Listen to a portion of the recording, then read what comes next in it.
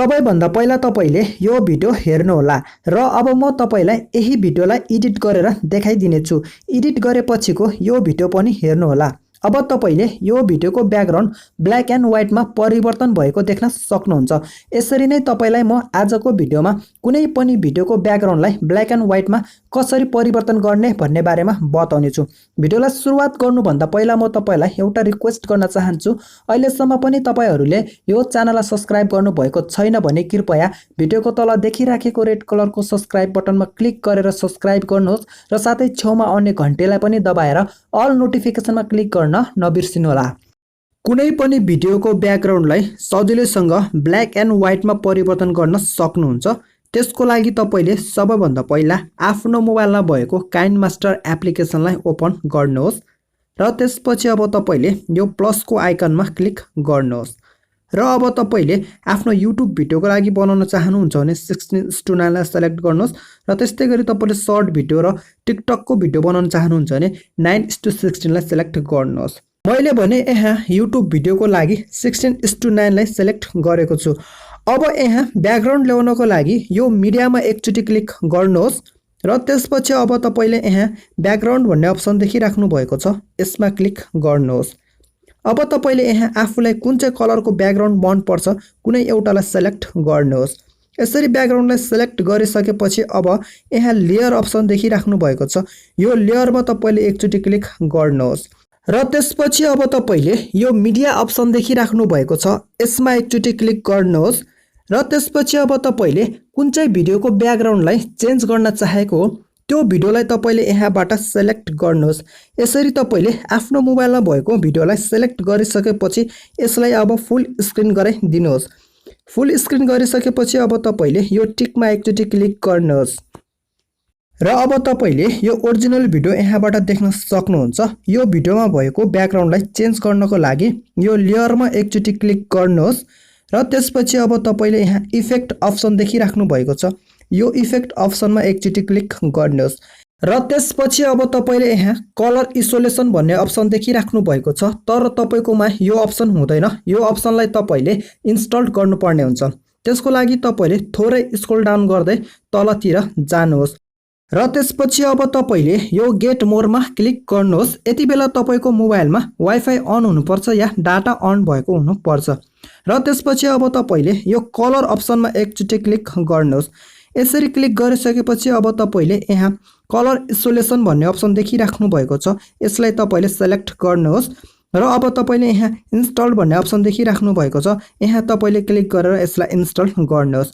यसरी इन्स्टल गरिसकेपछि अब तपाईले ब्याक गर्नुहोस् र अब तपाईले यो कलर आइसोलेसनमा फेरि एकचोटी क्लिक गर्नुहोस्। त्यसपछि अब साइडमा यही अप्सन आउने छ, अब तपाईले यसमा क्लिक गरेर यो माथिको टिकमा क्लिक गर्नुहोस्। अब तपाईले यहाँ लेयर देखिराख्नु भएको छ, यो लेयरमा क्लिक गरेर यसलाई फुल स्क्रिन गरिदिनुहोस्। फुल स्क्रिन गरिसकेपछि अब तपाईको भिडियो पुरै ब्ल्याक एन्ड व्हाइट हुनेछ। अब तपाईले आफ्नो भिडियोमा आफुलाई कलर ल्याउनको लागि यो साइडमा देखिराखेको सेटिङमा एकचोटी क्लिक गर्नुहोस् र त्यसपछि अब तपाईले सबैभन्दा फर्स्टमा भएको अप्सनमा क्लिक गरेर यसलाई 1 गराइदिनुहोस्। त्यस्तै गरी अब तपाईले दोस्रोमा कलर अप्सन देखिराख्नु भएको छ, यसमा क्लिक गर्नुहोस् र त्यसपछि अब तपाईको भिडियो अनुसारको ब्याकग्राउन्ड यसमा चुज गर्नुहोस्। जस्तै तपाईको भिडियोको ब्याकग्राउन्ड हरियो छ भने तपाईले यहाँबाट हरियो कलर सेलेक्ट गर्नुहोस्। त्यस्तै गरी तपाईको भिडियो बेलुकामा सुट गरेको छ भने तपाईले यहाँबाट कालो कलरलाई चुज गर्नुहोस्। यसरी चुज गरिसकेपछि अब तपाईले सबैभन्दा तल इन्भर्स भन्ने अप्सन देखिराख्नु भएको छ, यसमा तपाईले क्लिक गरेर यसलाई 1 गराइदिनुहोस् र अब तपाईले माथिल्लोमा इन्टेन्सिटी अप्सन देखिराख्नु भएको छ, यसमा तपाईले क्लिक गर्नुहोस् र यसलाई आवश्यकता अनुसार बढाउँदै लैजानुहोस्। जति धेरै तपाईले यसलाई बढाउनुहुन्छ त्यति नै तपाईको भिडियोको ब्याकग्राउन्ड ब्ल्याक एन्ड व्हाइट हुन्छ र अब तपाईले धेरै बढाउनु भयो भने आफ्नो भिडियोमा भएको फोटो पनि ब्ल्याक एन्ड व्हाइट भएर जान्छ। अब तपाईले भिडियोमा भएको आफ्नो फोटोलाई ओरिजिनल कलर ल्याउनको लागि यसलाई थोरै घटाउनुहोस् र तपाईले आवश्यकता अनुसार यसलाई बढाउन पनि सक्नुहुन्छ। यसरी तपाईले आफ्नो कलरलाई ओरिजिनल कलरमा ल्याइसकेपछि अब यो माथिको टिकमा क्लिक गरिदिनुहोस् र अब भिडियोलाई प्ले गरेर हेर्नु होला। अब तपाईले भिडियोको ब्याकग्राउन्ड ब्ल्याक एन्ड व्हाइटमा चेन्ज भएको देख्न सक्नुहुन्छ। अब तपाईले भिडियोको बिचमा ओरिजिनल कलर ल्याउनको लागि यो तलको लेयरमा एकचोटि क्लिक गर्नुहोस् र अब तपाईले यो साइडमा भएको ट्रिम स्प्लिटमा एकचोटि क्लिक गर्नुहोस् र अब तपाईले सबैभन्दा तल स्प्लिट एट प्लेहेड अप्सन देखिराख्नु भएको छ, यसमा एकचोटि क्लिक गर्नुहोस् र त्यसपछि अब तपाईले सबैभन्दा तलको लेयरमा लङ प्रेस गरी राख्नुहोस्। त्यसपछि यसलाई थोरै ग्यापमा राख्नुहोस् र फेरि तपाईले यही लेयरमा एकचोटि क्लिक गर्नुहोस् र अब फेरि तपाईले यो ट्रिम स्प्लिटमा एकचोटि क्लिक गर्नुहोस्। अब तपाईले सबैभन्दा तलको स्प्लिट एट प्ले हेडमा क्लिक गरेर यसलाई लङ प्रेस गरेर केही ग्यापमा छोड्दिनुहोस् र यति गरिसकेपछि अब तपाईले भिडियोलाई प्ले गरेर हेर्नु होला। भिडियो प्ले गरेर हेरिसकेपछि अब तपाईले भिडियोको बिचमा ओरिजिनल कलर आएको देख्न सक्नुहुन्छ। त्यस्तै गरी भिडियोमा बढी भएको यो लेयरलाई कट गरेर फाल्नको लागि यही भिडियोको लेयरमा एकचोटि क्लिक गर्नुहोस् र यो माथिको कैचीको आइकनमा क्लिक गरेर दोस्रो अप्सनमा क्लिक गर्नुहोस्।